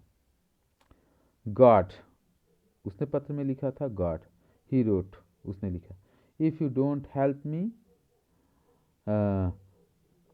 अगर, इफ मीन्स कंडीशनल सेंटेंस है, if you don't help me, अगर आप मेरी मदद नहीं करोगे, तो my family and I will go hungry this year, तो माई फैमिली, मेरा परिवार, and I will go hungry this year, और मैं दोनों ही जो है इस वर्ष जो है, मैं और मेरा परिवार सब जो है इस वर्ष भूखे रह जाएंगे। तो यहाँ ये सेंटेंस जरा देखिएगा, एक सेंटेंस विल का होगा, फ्यूचर का होता है, तो एक सेंटेंस प्रेजेंट इंडेफिनिट टेंस का, अर्थात अगर कंडीशनल सेंटेंस हो तो प्रेजेंट इंडेफिनिट टेंस के साथ हमेशा फ्यूचर का एक सेंटेंस होता है। आई नीड 100 पैसस, उसने आगे पत्र में लिखा, आई नीड, मुझे ज़रूरत है, किसकी, 100 पैसस, 100 पैसस की ज़रूरत है, जो कि एक मुद्रा होती है जो अमेरिकन कंट्रीज़ में चलते हैं। In order to sow my field again, in order to, किस लिए ज़रूरत है, in order to sow my field again, in order to, इसलिए कि सो माई फील्ड अगेन, मैं अपने खेत को पुनः बो पाऊँ, एंड, और टू लिव अनटिल, और मैं लिव माने जीवित रह सकूँ, अनटिल तब तक, जब तक कि द क्रॉप कम्स, नई फसल नहीं आ जाती। अनटिल पहले भी आया था, तब तक जब तक कि नई फसल नहीं आ जाती। बिकॉज, क्योंकि द हेल स्टॉर्म, उसने आगे लिखा, क्योंकि द हेल स्टॉर्म, जो ये ओलावृष्टि हुई है, उसने डॉट डॉट डॉट, आपको समझने के लिए आप समझ लीजिए कि आगे क्या कहना चाहता है। कह रहा है कि hello storm has destroyed everything, तो वो आगे ये कहना चाहता है कि हेल स्टॉर्म ने उसका सब कुछ बर्बाद कर दिया है। तो इस प्रकार से उसने ईश्वर को पत्र लिखा कि ईश्वर, इस वर्ष अगर आपने मेरी मदद नहीं की तो मैं और मेरा परिवार दोनों भूखे रह जाएंगे, और मुझे 100 पैसे की सख्त ज़रूरत है, ताकि मैं अपने खेतों को पुनः बो पाऊँ और अगली आने वाली फसल तक खाने पीने के लिए मेरी आपूर्ति हो पाए, जीवित रह पाऊँ, क्योंकि हेल स्टॉर्म ने मेरा सब कुछ बर्बाद कर दिया। ही रोट, उसने लिखा, टू गॉड, ईश्वर को, ऑन द एनवलप, लिफाफे पर उसने लिखा ईश्वर को। पुट द लेटर इनसाइड, उसने पत्र को अंदर डाला लिफाफे के, एनवेलप माने लिफाफा, उसके अंदर डाला। एंड और क्या क्या, स्टिल ट्रबल्ड, अभी भी वो परेशान ही था। स्टिल मीन्स अब भी वो परेशान ही था, और उसी परेशानी में वेंट टू टाउन, कस्बे में गया। At the post office, post office पर पहुंच करके, एट मीन्स पर, एट का प्रयोग है जब हम किसी चीज़ के बगल में रहते हैं तो एट का प्रयोग करते हैं। जैसे the train has arrived at the platform, न कि ऑन द प्लेटफॉर्म, ऑन ऊपर चढ़ जाएगा। और एट द पोस्ट ऑफिस मतलब बगल में, अगर कोई जैसे the beggar is at the door, भिखारी दरवाजे पर है, तो बगल में अगर कोई खड़ा हो, कोई बात हो रही हो, तो ऐड का प्रयोग करते हैं। एट द पोस्ट ऑफिस, जब वो पोस्ट ऑफिस पर पहुंचा तो वहाँ पर ही प्लेस्ड अ स्टैम्प, उसने स्टैम्प लिया और उसे लगाया कहाँ, ऑन द लेटर, लेटर पर। एंड ड्रॉप्ड इट, इट माने क्या, निर्जीव वस्तु के लिए प्रयोग किया जाता है। यहाँ निर्जीव कौन है, लेटर, लेटर को ड्रॉप मीन्स गिरा दिए कहाँ, into the mail box, mail box में डालिए। वन ऑफ द एम्प्लॉयज़, और ये दूसरा पैसेज है, टॉपिक चेंज हो रहा है। One of the employees, paragraph है। One of the employees, one of the, इसका ए स्ट्रक्चर जो है तब प्रयोग किया जाता है जब कई में से एक का प्रयोग। One of the boys means कई लड़कों में से एक, तो वैसे ही वन ऑफ द एम्प्लॉयज़, कई वहाँ कर्मचारी काम कर रहे थे, उन्हीं में से एक, हु वॉज अ पोस्टमैन, जो कि एक पोस्टमैन था। एंड पोस्टमैन मीन्स चिट्ठी बांटने वाला था। एंड ऑल्सो हेल्प्ड, तो बहुत सारे कर्मचारी पोस्ट ऑफिस में रहते हैं, तो उन्हीं में एक पोस्टमैन भी रहता है। एंड, और वो पोस्टमैन चिट्ठी तो बांटता है, साथ साथ जो है पोस्ट ऑफिस पर दूसरे कार्य में भी मदद करता है। तो and also help at the post office, और वो पोस्टमैन जो था वो पोस्ट ऑफिस पे दूसरे कार्यों में भी मदद करता था।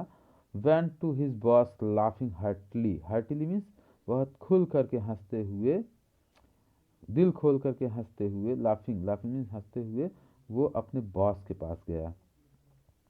एंड शोड हिम, और शो माने दिखाना, शोड मीन्स दिखाया, सेकंड फॉर्म है हिम, हिम माने किसे, अपने बॉस को उसने दिखाया। क्या दिखाया, द लेटर टू गॉड, ईश्वर को लिखा वो पत्र दिखाया। Never in his career, never in his career means अपने पूरे कैरियर में, अपने पूरे जीवन काल में, कैरियर मीन्स जीवन काल, जीवन, तो अपने पूरे जीवन में, एज अ पोस्टमैन, अपने पूरे जीवन काल में, यानी कि किस चीज़ के जीवन काल में, पोस्टमैन के जीवन काल में, अर्थात एक पोस्टमैन के तौर पर अपने पूरे जीवन में, नेवर कभी नहीं, हैड ही न्यू उसने जाना था क्या, दैट एड्रेस उस पते को, अपने पूरे पोस्टमैन के जीवन काल में उसने उस पते को नहीं जाना था, अर्थात वो कभी ऐसे पते पर नहीं गया था। दी पोस्टमास्टर, जो पोस्टमास्टर था, यहाँ पोस्टमास्टर का डिस्क्रिप्शन दिया जा रहा है, उसको डिस्क्राइब किया जा रहा है। A fat amiable fellow, fat means एक वो मोटा ताजा, एमिएबल मीन्स मजाकिया, फेलो मीन्स व्यक्ति था, फेलो मीन्स व्यक्ति नहीं दोस्त होता है, या हम यहाँ अर्थ लेंगे व्यक्ति से। यहाँ फिर उसका वर्णन किया जाता है। Also broke out laughing, broke out means मजबूरी में, वो भी अपनी लाफिंग मीन्स हंसी को नहीं रोक पाया। Broke out, he also broke out in laughing, वो भी अपनी वो भी ब्रोक आउट लाफिंग मीन्स वो भी हंस पड़ा। बट लेकिन ऑलमोस्ट, लगभग, इमीडिएटली तुरंत ही टर्न सीरियस, वो गंभीर हो गया। And tapping the letter on his desk, and और tapping the letter on the desk, his desk, अपने डेस्क पर जो है लेटर को रख करके उसे टैप मीन्स थपथपाते हुए उसने कहा, टैपिंग, यहाँ जो है tapping the letter on his desk, participle का प्रयोग है, प्रेजेंट पार्टिसिपल का। Tapping the letter on his desk, अपने डेस्क पर लेटर को थपथपाते हुए, कमेंटेड, उसने कमेंट किया मीन्स कहा, क्या कहा, व्हाट फेथ, क्या विश्वास है। I wish I had the faith, I wish मैंने इच्छा करना, I wish I had the faith, काश मुझे भी ऐसा विश्वास होता। Of the man, of the man मतलब इस आदमी का विश्वास मुझ में भी होता, अर्थात जैसे इस आदमी का विश्वास है वैसा ही विश्वास काश मेरा भी होता ईश्वर में। हु रोड दिस लेटर, जिसने ये पत्र लिखा, अर्थात जिस आदमी ने ये पत्र लिखा उसके जैसा विश्वास काश मेरा भी विश्वास होता। Starting up a correspondence with God, इतना विश्वास होता है ईश्वर पर कि मैं भी जो है कॉरेस्पॉन्डेंस, उनसे पत्राचार करने की सोचता, यानी कि मैं भी उनसे पत्राचार करने के बारे में सोचता, काश ऐसा ही विश्वास मुझे भी ईश्वर पर होता, ईश्वर की उपस्थिति पर। सो इस तरह से इन ऑर्डर, इसलिए in order not to shake, shake माने हिलाना, तो in order not to shake, so इसलिए इन ऑर्डर, सो इसलिए in order not to shake the writer's faith in God, इस सो इसलिए इन ऑर्डर, इसलिए कि not to shake the writer's faith in God, in God faith माने विश्वास, in God माने ईश्वर में, ईश्वर में लेखक यानी कि लैंको का विश्वास जो है वो डगमगाए न। दी पोस्टमास्टर, उस पोस्टमास्टर ने, वो जो पोस्टमास्टर था, came up with an idea, उसके मन में एक विचार आया।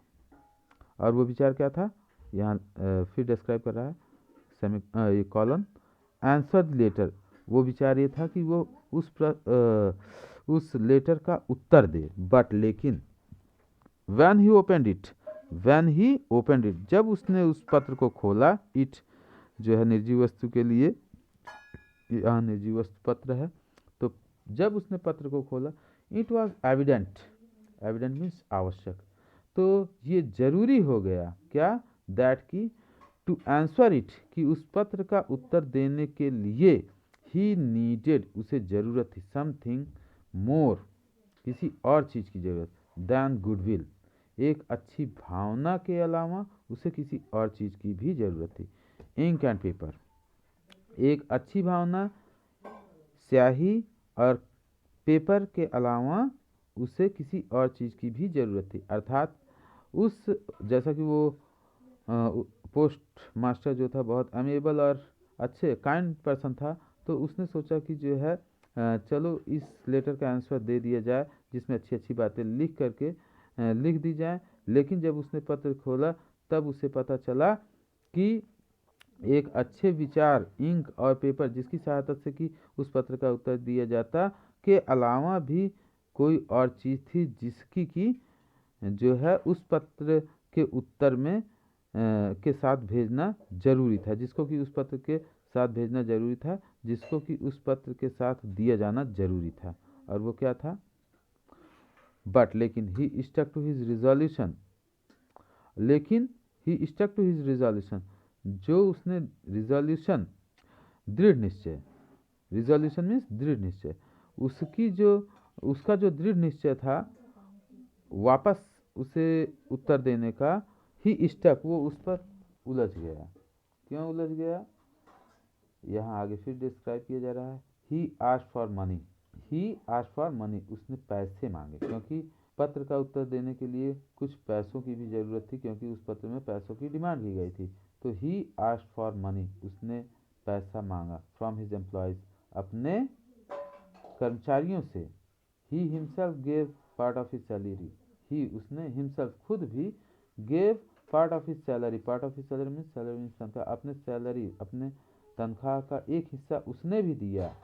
एंड सेवरल फ्रेंड्स, और उसके सेवरल मीन्स कई, फ्रेंड्स जो थे, ऑफ हिज, उसके कई फ्रेंड जो थे, were obliged to give something for an act of charity, तो उसके जो कई मित्र थे, उन्होंने भी कृतज्ञता बस जो है कुछ पैसा दिया, और वो भी किस तौर पर, चैरिटी मीन्स दान के तौर पर, अर्थात उसके मित्रों ने भी जो है उसकी सहायता, उस पोस्टमास्टर के मित्रों ने भी उसकी सहायता जो है दान के तौर पर कुछ पैसा देने में की।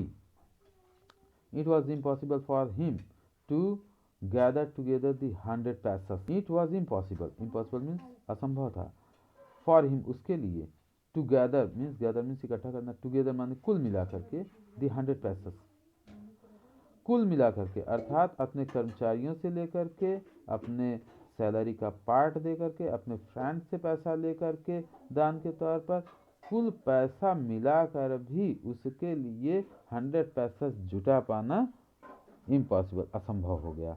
सो इसलिए he was able to send the farmer only a little more than half, little more than half, so इसलिए he was able to send the farmer, वो उस फार्मर मीन्स किसान को सेंड मीन्स भेजने में समर्थ हो पाया। कितना? अ लिटल मोर देन हाफ, केवल जितना, हाफ मीन्स जितना उसने मांगा था 100 पैसे, उसके आधे से थोड़ा सा, लिटल मोर मीन्स थोड़ा सा ज़्यादा ही भेज पाने में वो समर्थ हो पाया। यहाँ टू इन्फिनिटिव है, आप इसे देखिएगा, टू इन्फिनिटिव पढ़िएगा, कहीं आपको मिलता है, नहीं तो फिर हम आप कमेंट कीजिए, हम इन्फिनिटिव पर वीडियो बनाएंगे। He put the money in an envelope, he put the money, he put माने रखना, ही पुट द मनी उसने पैसा रखा, इन एन एनवलप एक, एन देखो अब ये नया लिफाफा है, दी एनवलप नहीं कहेंगे कि जो उसने दिया था लैंको ने, एन कहेंगे क्योंकि नया लिफाफा, एन एनवलप एक नए लिफाफे में रखा, एड्रेस टू लैंको, और जिस पर उसने address Lencho, address to Lencho, Lencho को एड्रेस किया, अर्थात लैंको के लिए उसने उस पत्र को चुना था, एड्रेस टू लैंको यानी कि उस पर एड्रेस लैंको का डाला गया, एंड विथ इट और उसके साथ ए लेटर एक पत्र डाला उसमें, containing only a single word जिसमें कि केवल एक ही, सिंगल मीन्स एक मात्र शब्द लिखा था, एज अ सिग्नेचर, और वो भी सिग्नेचर के तौर पे था, और वो क्या था? वो शब्द था गॉड, और एक ईश्वर के सिग्नेचर के तौर पर एक शब्द लिखा था गॉड। यहाँ अगला ऑरल कॉम्प्रिहेंशन चेक आ गया है। ऑरल मीन्स मुँह ज़बानी और कॉम्प्रिहेंशन मीन्स समझने योग्य। चेक मीन्स चेक कीजिए आप अपने आप को कि आपने कितना समझा है ऑरली। तो देखते हैं, हु और व्हाट, हु और व्हाट मीन्स किसमें डिड लैंको हैव फेथ इन, लैंको का फेथ था, विश्वास था, डिड पास्ट इंडेफिनिट टेंस, तो हम जो है आंसर देंगे जब भी, तो हमारी क्रिया फेथ, हमारी क्रिया में हमेशा जो है फेथ, फेथ मीन्स विश्वास करना, तो यहाँ पर हम जो है सेकंड फॉर्म लेंगे, हु और what did Lencho have faith इन, किसमें लैंको का विश्वास था, लैंको हैड फेथ इन, अब हम हैव मीन्स होना, तो लैंको हैव को हम हैड बनाएंगे, Lanco had faith in God, Lanco had faith in God. यहाँ हैव हमारा मुख्य क्रिया के रूप में आया है। हु और what did Lencho have faith in, तो किसमें विश्वास था लैंको का, तो Lencho had faith in God. What did he do, उसने क्या किया, he wrote a letter, what did he do, he wrote a letter, उसने क्या किया, उसने एक पत्र लिखा। Who read the letter, who read किसने पढ़ा लेटर को, इसका आंसर हमेशा बहुत आसान होता है ऐसे प्रश्नों का जिसमें जो हु से किए जाते हैं, क्योंकि हु माने कौन, बस एक शब्द रखना है, who read the letter, the post master read the letter, the post master read the letter, यही हु हटा दीजिए और पोस्ट मास्टर रख दीजिए, बस आपका आंसर बन जाएगा। तो हु वाले क्वेश्चन का आंसर देना बड़ा ही आसान होता है, केवल हु हटा करके बाकी सेंटेंस ऐसे रखते हुए उसके स्थान पर उस व्यक्ति या वस्तु का नाम बता दीजिए जिसके बारे में पूछा जा रहा हो। What did the postmaster do then? What did the postmaster do then? What did the postmaster do then? What means क्या, informative what? Did the postmaster do then? Postmaster ने तब क्या किया, तो क्या किया, postmaster collected money from all his acquaintance, अपने सारे परिचितों से उसने जो है धन बटोरा, and send it to Lencho, और उसे लैंको को भेज दिया। द फॉलोइंग संडे, अगले दिन संडे को, द फॉलोइंग संडे लैंको केम, अगले दिन संडे को लैंको आया, अ बीट अर्लियर, थोड़ा पहले, bit earlier means, bit means थोड़ा सा, अर्लियर मीन्स पहले, दैन यूजुअल, वो प्रतिदिन आता था, रोजुअल मीन्स प्रायः, यूजुअल मीन्स अक्सर, अक्सर वो आता था पोस्ट ऑफिस या लेकिन उस दिन जो है अगले दिन के संडे को वो थोड़ा पहले ही आ गया। टू आस्क, पूछने के लिए, क्या पूछने के लिए, if there was a letter for him, if की क्या, इफ मीन्स की क्या, there was a letter for him, क्या की क्या उसके लिए कोई पत्र आया था, it was the post master, और it was the postman, it was the postman himself who handed the letter, और पोस्टमैन जो था उसने खुद, हिमसेल्फ माने खुद, handed the letter to him, उसे लेटर दे दिया, व्हाइल जबकि द पोस्ट मास्टर, जो पोस्ट मास्टर था, experiencing the contentment of a man who has perform a good deed looked on from his office, जबकि जो पोस्ट मास्टर था experiencing, वो अनुभव कर रहा था, the contentment of a man, उस आदमी के संतोष को अनुभव कर रहा था कि ये कितना संतोषी व्यक्ति है, who has performed a good deed, तो वो पोस्ट मास्टर जिसने एक गुड डीड मीन्स अच्छा कार्य किया था, वो उस व्यक्ति के संतोष को परख रहा था जिसने वो पत्र लिखा था। लुक्ड, और वो क्या कर रहा था, looked on from his office, और वो पोस्ट मास्टर जो था अपने ऑफिस लुक्ड ऑन में बैठे बैठे उसे देख रहा था। जब पोस्टमैन लैंको को पत्र थमा रहा था तो पोस्ट मास्टर जो कि एक अच्छा व्यक्ति था, वो अपने ऑफिस में बैठे बैठे लैंको के संतोष को परख रहा था, उसका अनुभव कर रहा था कि कितना संतोष उसके अंदर है। Lanco showed not a slightest surprise, Lanco showed not a slightest means थोड़ी भी, सरप्राइज मीन्स आश्चर्य, लैंको ने थोड़ा भी आश्चर्य नहीं दिखाया। किस बात पर, on seeing the money, on seeing the money means पैसे को देख करके, जब उसने लिफाफे में पैसा देखा तो उसने थोड़ा भी आश्चर्य नहीं दिखाया, अर्थात उसे इस बात में कोई भी आश्चर्य नहीं था कि ईश्वर ने उसे पैसा भेजा है। सच वॉज हिज कॉन्फिडेंस, ऐसा था उसका विश्वास, सेमीकोलन का प्रयोग है तो थोड़ा रुकने के लिए यहाँ पर प्रयोग किया जाता है, कॉमा से ज़्यादा देर तक रुकने के लिए और फुल स्टॉप से कम देर तक रुकने के लिए सेमीकोलन का प्रयोग किया जाता है। सच वॉज हिज कॉन्फिडेंस, ऐसा था उसका विश्वास, सबसे कम कॉमा पे रुका जाता है, फिर सेमीकोलन पे और फुल स्टॉप पे ज़्यादा रुका जाता है। तो सच वॉज हिज कॉन्फिडेंस, ऐसा उसका विश्वास था कि उसने थोड़ा भी सरप्राइज मीन्स आश्चर्य नहीं दिखाया जब उसने पैसा पाया, जब उसने पैसा पाया या जब उसने पत्र में पैसा पाया भगवान के द्वारा भेजा गया, तो उसने थोड़ा भी आश्चर्य नहीं दिखाया। यहाँ डिस्क्राइब किया जा रहा है, बट ही बिकेम एंग्री, बल्कि आगे क्या हुआ, वो बिकेम एंग्री, गुस्सा हो गया। When he counted the money, जब उसने पैसा गिना तो वो गुस्सा हो गया, आश्चर्य दिखाने की बजाय वह गुस्सा हो गया। God could not have made a mistake, God could not have made a mistake, ये कुड का प्रयोग कल्पना के लिए है यहाँ पर थोड़ा सा। God could not have made a mistake, भगवान से गलती नहीं हो सकती। No nor could he have denied Lencho, ना ही could he have denied Lencho, ना ही उन्होंने लैंको की अनदेखी की है, अर्थात लैंको की बात पर ध्यान न दिया हो, ऐसा भी नहीं है। अगर ध्यान नहीं दिया होता तो पैसा क्यों भेजते। वॉट ही हैड रिक्वेस्टेड, जिस चीज़ का उसने रिक्वेस्ट किया था ईश्वर से, उसका अनदेखा भी ईश्वर ने नहीं किया है, वो उसने ऐसा सोचा। लैंको ने सोचा कि ना ही भगवान से गलती हो सकती है, ना ही उन्होंने उसके रिक्वेस्ट को अनदेखा किया है। इमीडिएटली, तुरंत, Lencho went up to the window, Lencho window means फिर डाक खाने की खिड़की पर गया। To ask for paper and ink, to ask means पूछने के लिए, मांगने के लिए, फॉर आस्क मीन्स पूछना मांगना दोनों होता है, तो मांगने के लिए गया। For paper and ink, ask for means, ask for prepositional phrase है, आस्क फॉर मीन्स मांगने गया पेपर एंड इंक, तो पेपर और इंक उसने वहाँ जाकर मांगा। On the public writing table, और फिर वहीं पर जो पब्लिक राइटिंग टेबल होता है पोस्ट ऑफिस में जहाँ बैठ के लोग पत्र लिखते हैं, पब्लिक राइटिंग टेबल, वहाँ पर बैठ करके ही स्टार्टेड टू राइट, उसने लिखना शुरू किया।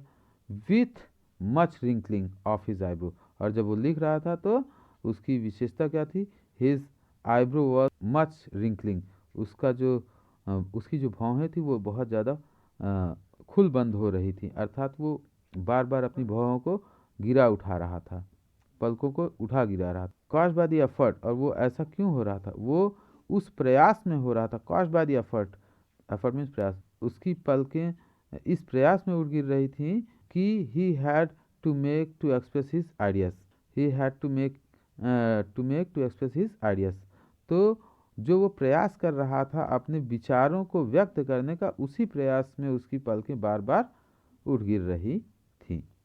When he finished, जब उसने पूरा कर लिया, पत्र लिख लिया, he went to the window, वो फिर खिड़की पर गया, to buy a stamp, stamp खरीदने के लिए, विच ही लाइक्ड, जिसे उसने थोड़ा सा चाट लिया, क्योंकि उस पर थोड़ा सा गम लगा रहता है और उसको उसके बाद थोड़ा गीला होने के बाद आप अगर कहीं लगा दोगे तो चिपक जाएगा, तो चिपकाना चाहता था, इसलिए उसने जो है स्टैम्प को थोड़ा सा हल्के से जीभ से लगाया, लाइक मीन्स चाटा, एंड देन, और उसके बाद अफिक्स्ड इट, उसे अफिक्स मीन्स फिक्स कर दिया, लगा दिया। कहाँ लगा दिया?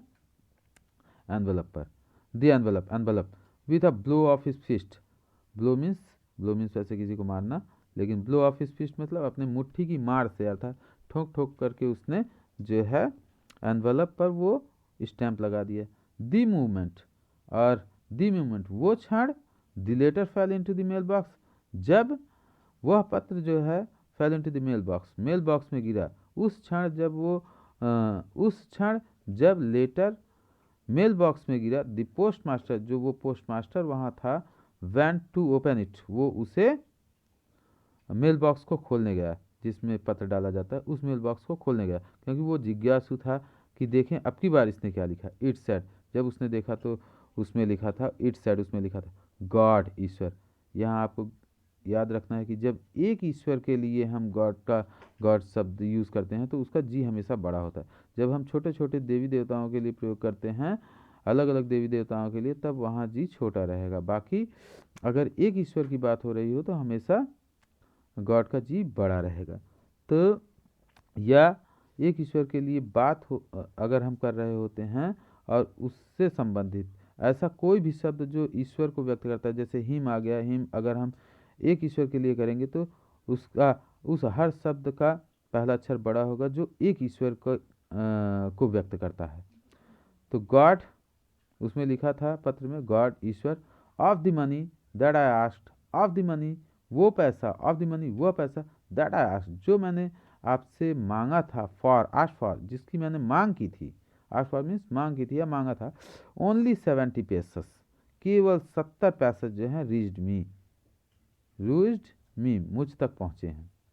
यानी जो पैसा मैंने आपसे मांगा था उसमें से केवल 70 पैसे मेरे पास पहुँचे।